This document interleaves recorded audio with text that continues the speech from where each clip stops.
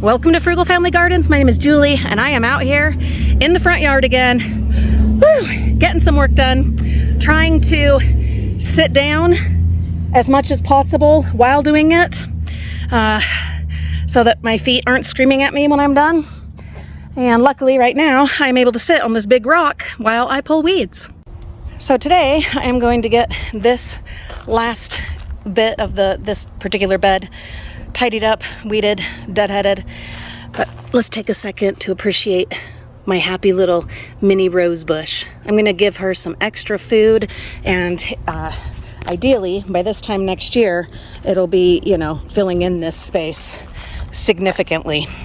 Also today I'm going to work on this monster. I love the vines. I love this beautiful desert tree, but they need to be tamed. It needs to be put in order, you know? Progress. Oh yeah. Now all of this happiness should be able to get plenty of sun. Oh yeah, there's still lots to do, but you know how I do. I celebrate every single bit of success, all of it, anything, even little ones, I celebrate. This is actually, you know, kind of big success, so yeah, we're totally gonna do a happy dance. Whew. Celebrate what you do get done. Hey look, there's a rock wall there. So now that I've exposed all this, I can get all the weeds pulled, get this swept up and cleaned up real nice. We're not getting rid of the vines or that pretty desert tree. We're just taming them and shaping them and making them do what we want them to do rather than them doing what they want to do. This part over here is going to have to wait. I will have the kids clean up all the debris, but anyway, I am going to get my nails done professionally for the first time in, God, I don't know how long, a long time. What I do want to do before I wrap up is at least get these iris leaves out of here and maybe even some of the weeds. There's a beautiful columbine or aquilegia right here that wants desperately to grow. And now that we're getting all this out of the way and she's got sunshine, oh, she's gonna be wonderful, just wonderful. Okay. That is enough for today. Whew. Yeah. Now, there are still a little bit of weeds to do in here. Not going to worry about that today. My topsoil, I ordered a bunch more. That should be here tomorrow. And so I'm going to go ahead and do that probably tomorrow or the next day. Bring in a bunch of the topsoil and get it in here. And I will probably, even though a lot of these are still like in bloom, I might chop a bunch of them and put them into a vase just so that it's easier to get the topsoil in.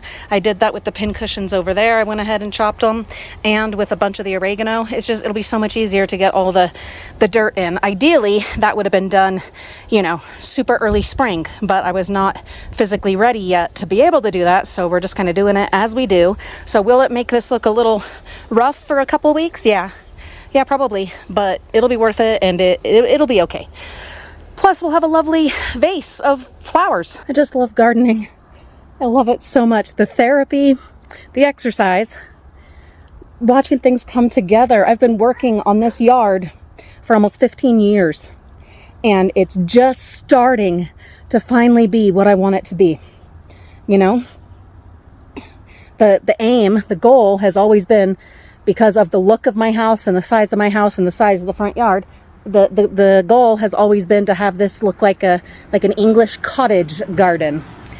And we're starting to get there.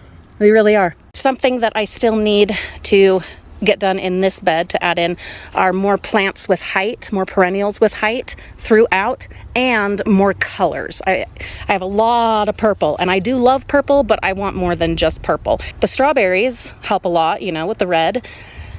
And once that rose bush really gets going and I work it along this fence, that's going to be amazing with those orange roses. The pink roses, they're fabulous.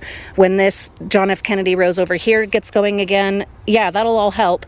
But I want to add in some perennials with height and with other color, you know? I think that'll just kind of bring it all together. And now that I'm clearing all this out to put in topsoil, it's the perfect time to go ahead and do that. So I do think I'm going to treat myself to a trip to the garden center.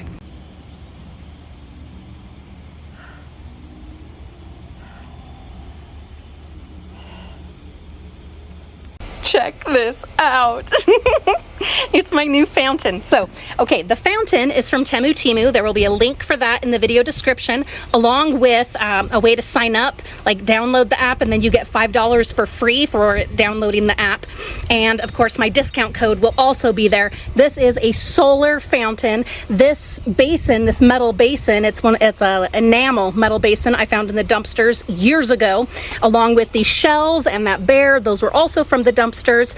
The colored stones, well, not stones, but glass beads are salvaged from the dumpsters, and then the clear ones a neighbor gave to us the other day.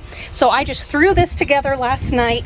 I am so I'm so excited. With this, I can add more water, and I will. You just can't have it submerged. It doesn't want to be submerged because, one, it'll float, and two, it's not meant to. So I am going to add a little bit more water, but oh, I'm so excited. This is my very first water feature ever in my gardens. Reasonable price, it works beautifully. It comes with several different tips, so you can have the water shooting up in a straight line, or just all different varieties. And this is the one that I chose to go with for starters, and then we'll try the others out here and there and just kind of see what we think. The other fabulous things that I have added are these lights. I'm so in love with them, also from Temu, and you can shape them however you want, because when you first get them, they're all bunched together, and then you unfold them however you choose. For instance, with this fabulousness, I got a little crazy, I went a little wild, and I started doing curly cues, and it just makes for so much fun when you get out here at night in the gardens. Oh, it's just gorgeous, just absolutely gorgeous. I also bought a solar string of lights. I've got the solar thing right here, and added these to the bottle tree. I've been wanting to forever have lights on that. Finally did. They're awesome.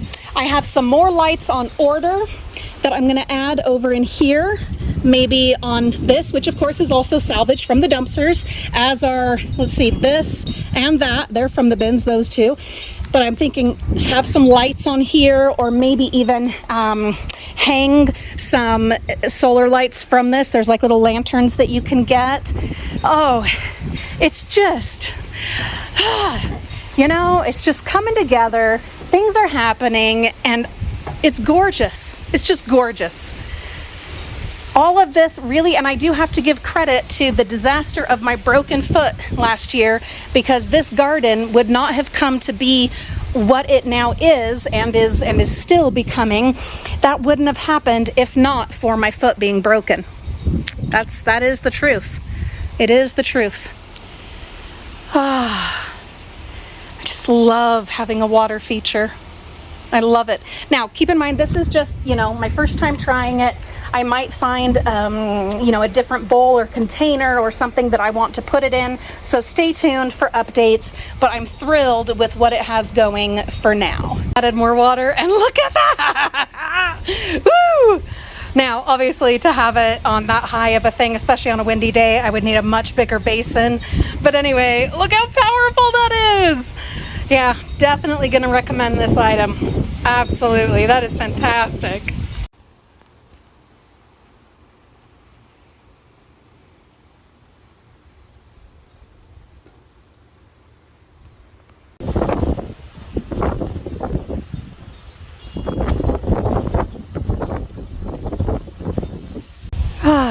Aren't they gorgeous? We are going to get, unfortunately, a quote on getting this tree taken out. It just, you know, sends up these shoots everywhere that we have to deal with, and we want to finally put in the fence, and it's gonna go down to the end of the driveway and then along here over to the start of the Christmas trees or arborvitaes. And so this whole thing is gonna have to go. When we planted these cottonless cottonwoods, our main goal was just, oh, let's get something that's gonna grow fast, because we didn't think we'd be here very long and we wanted trees. And well, here we are 15 years later. So, and now staying probably forever. So we are going to get, and it's not even just the one tree anymore. It used to be that I kept up on all the suckers, but obviously that has not happened in the last several years, because look at this guy over here, he's huge. What about my miniature roses? How is that going to affect them? Well, obviously they're gonna get chopped way, way down. Yeah, these started as teeny, tiny grocery store mini roses. There are a total of 3 plants in here, 2 pinks and 1 red. I am going to chop a whole bunch to take down to my daddy and my niece's graves, and to some other graves of people that I care about. And then this fall, we will chop them way, way down. I want to keep them, and I want to keep them in this spot, but we might have to dig them up whilst the trees get removed. But for the moment, let's just appreciate how ridiculously gorgeous they are. I planted a red and a yellow mini rose in the front yard, and I'd like to attempt to get a start going from, well, all of these, to also put some in the front yard. I won't be able to let them get quite as big and crazy as this, but hopefully they will fill out, you know, quite a bit and be as romantic and elegant. Some of you will remember how much I struggled to get hollyhocks to grow. For years, we have become totally successful with them now, but to the point that, can you even believe this? They're just popping up everywhere. Unfortunately, I am going to have to pull these. If I can get any with roots intact, I will pot them up or replant them elsewhere. P.S. My rosemary and lavender that I sprinkled into these pots is doing something. Nothing happening in this one yet. I don't know why. Actually, I think I do. Nope. I thought, oh, this is one that doesn't drain. No, it has a crack in the bottom. Of course it drains. And I also don't know which ones are lavender and which ones are rosemary, or if there's even both sprouting yet. I have no idea. All I know is I'm leaving these alone. The only water they've gotten has been the rain, and I'm not watering them.